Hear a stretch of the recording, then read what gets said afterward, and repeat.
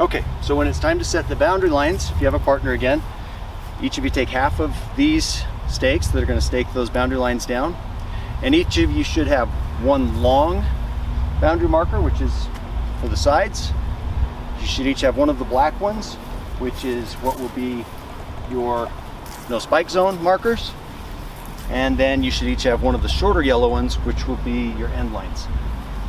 Okay, so come on over here to Steve's and we'll show you how we find the middle. There are a number of grommet holes, as they call them, on each of these lines. This is what a grommet hole looks like. Now that's the very end. What you want to do is you want to find the middle. On this long yellow marker, you'll see one on the end and one just a little bit in. This is where you would stake it for singles play, and we'll get into that later. And for doubles play, it's the full length. But there's also a middle section. So if you continue, the next grommet hole that you'll run into, that's going to be your no spike zone. The next one is the middle, and then at another 5 feet, another no spike zone. So that's how you know you found the middle. So if you have one here and two more each at 5 feet from the middle. So Steve, why don't you go ahead and show staking that middle one down. Come on in tight here. This will line you up to get a nice rectangular boundary.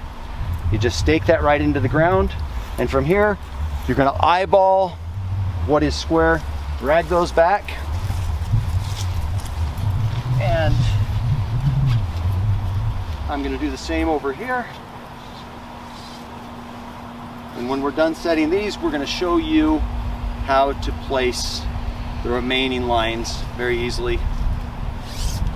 We'll be right back to you.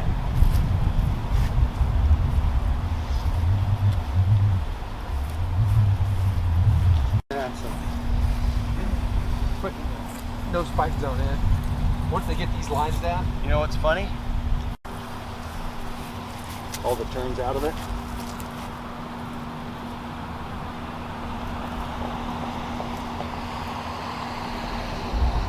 So, man,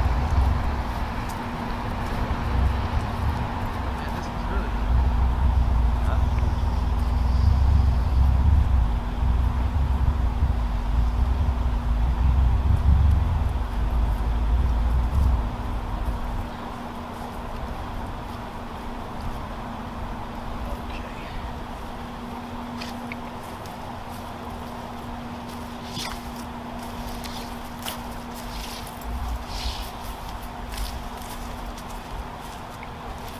okay, Rich, you ready?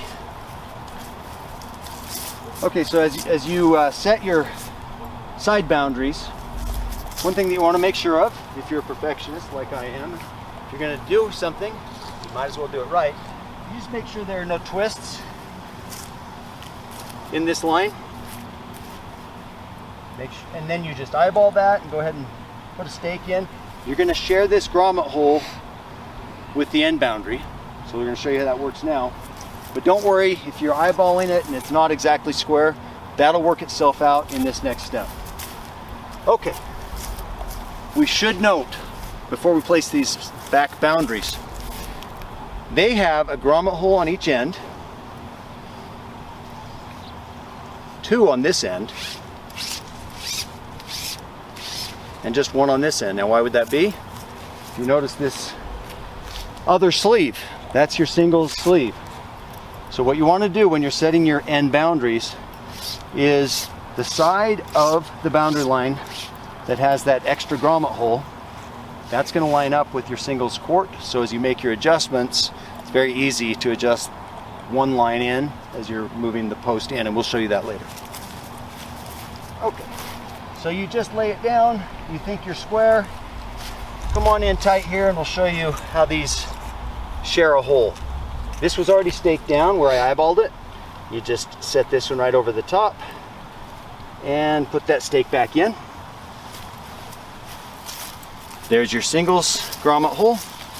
Come on back, making sure that you don't have any twists in the line. And here you go.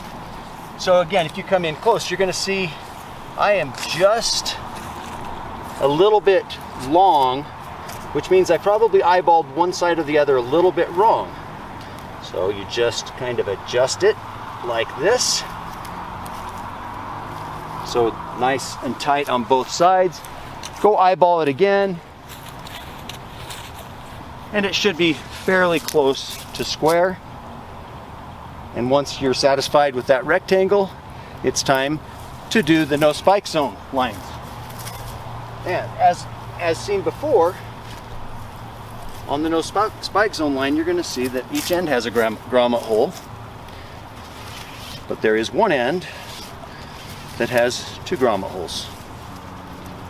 And if you're following along with me, which end should this singles grommet hole be on? You're right, the side with the singles net sleeve. So go ahead and take another stake. You find your no spike zone grommet hole on your side boundaries. It's going to just share that hole. Drag that through your fingers to take out any twists. Over to the other no spike zone grommet hole. Match those up. And stake it down.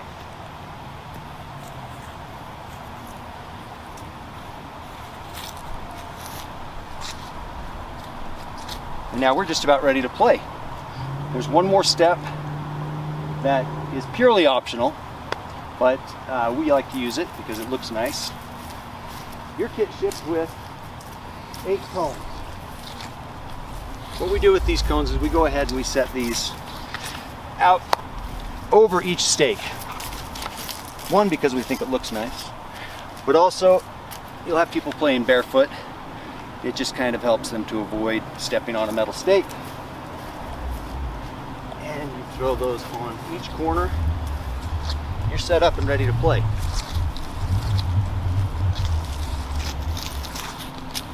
Beautiful, right? Now let's show breaking it down.